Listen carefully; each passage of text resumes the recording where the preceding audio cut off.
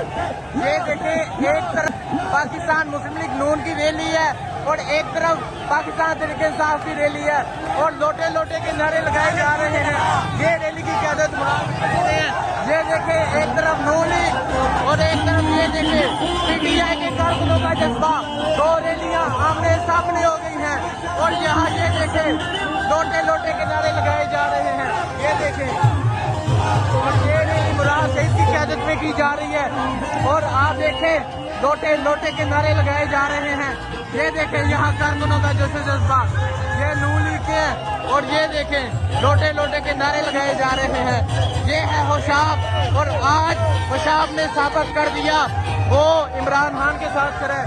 देखें, ये देखें जरा, ये देखें, ये देखें, ये देखें, ये यार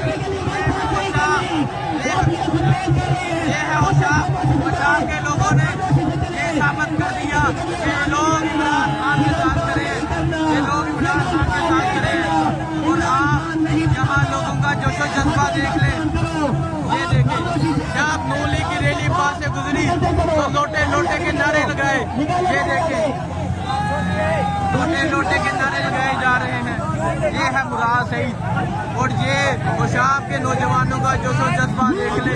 जब उन्होंने नून लीग की रैली को देखा तो लोटे लोटे के नारे लगा दिए। ये है होशाब के लोगों का जोशो जज्बा, ये है होशाब, ये है पाकिस्तान तहरीक इंसाफ और ये देखें, ये नौजवानों का जोशो जज्बा देख लिया।